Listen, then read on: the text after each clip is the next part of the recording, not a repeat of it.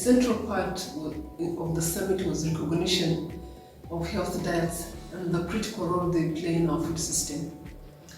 Today, half of the world's population lives with diet-related diseases. A significant part of the world's population lives with malnutrition, also related to diets. So it's a no-brainer to look at dietary diversification and the implication this would have on improving diets. In fact, here is an opportunity for me to congratulate again Shakuntala, who was recognized for advances in aquatic foods. And aquatic foods is one of the coalitions that was launched.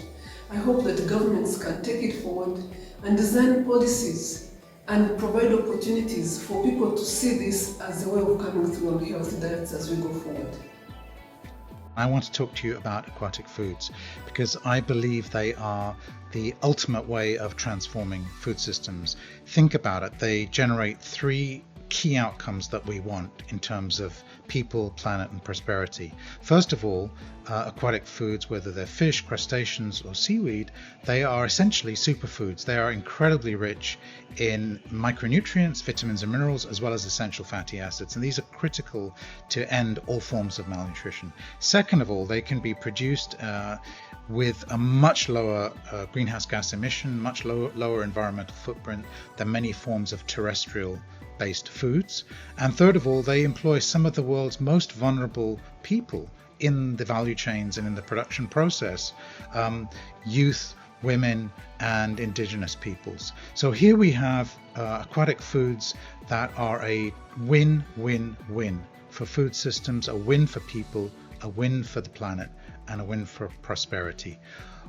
When these foods are produced sustainably and inclusively, they're a superfood not just for humans, but for the planet as well. What are we waiting for? Let's scale them up in an inclusive and sustainable way today. Thank you. I had the honor of participating in the UN Food System Summit this past year as part of the Champions Network. And one of the greatest privileges I had was to learn and hear from so many different stakeholders within the food system. And unfortunately, we often don't talk about some of the most critical parts of the food system. And one of those is the aquatic food system. It is essential that we bring this forward as part of our holistic system. Not only does it provide nutrition to people, our sea life, our planet, but it's an important part of climate change and sustainability and ending poverty.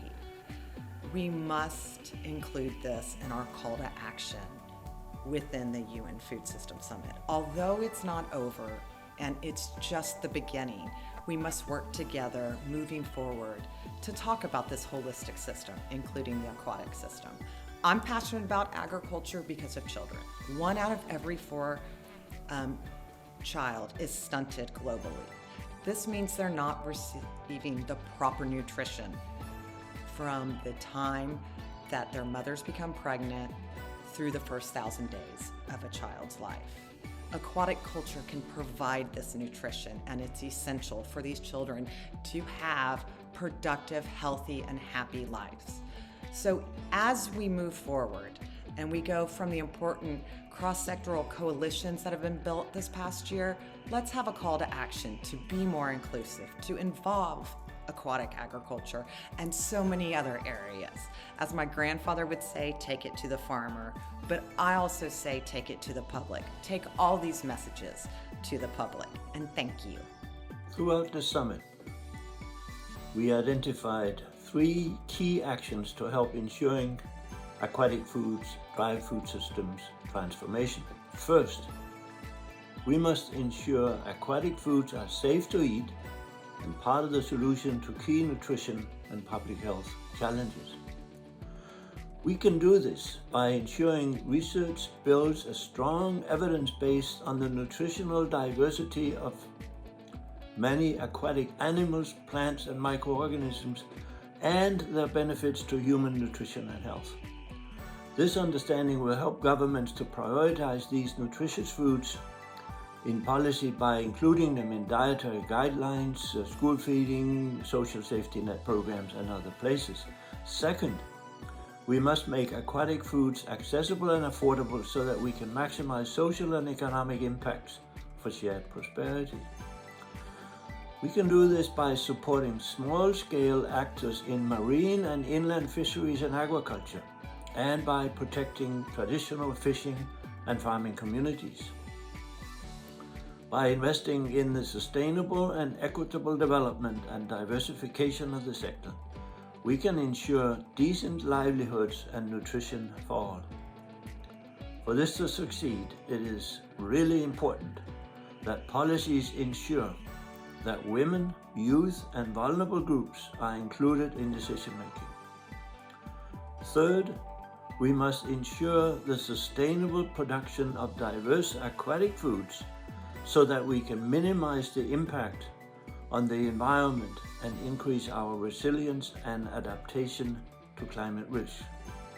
We can do this by investing in nature-positive solutions across inland and marine aquaculture and fisheries, by integrating land and water production systems, and by reducing loss and waste across the entire supply chain.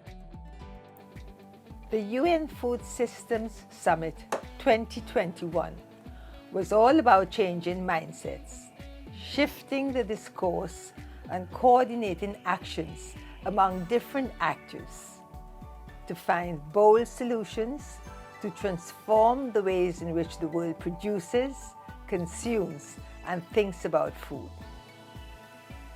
With less than 10 years left to meet the Sustainable Development Goals, aquatic foods offer innovative interventions to deliver healthier, sustainable, and equitable food systems for all women, men, and children, no matter where in the world they live. The summit has shown us there can be no food systems transformation without taking into account aquatic food systems and the people who depend on them for food and nutrition and economic opportunities.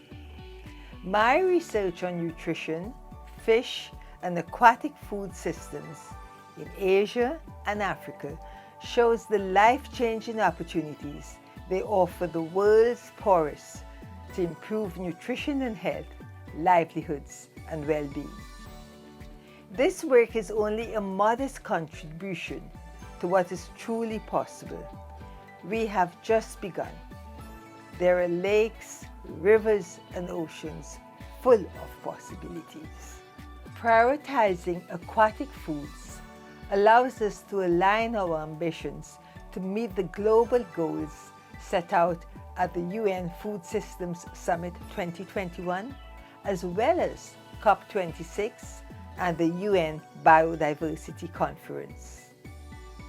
Together, we all, consumers, local producers, processors and traders, policymakers, researchers, funders and investors must co-design solutions to make aquatic foods an integral part of the food systems transformation agenda.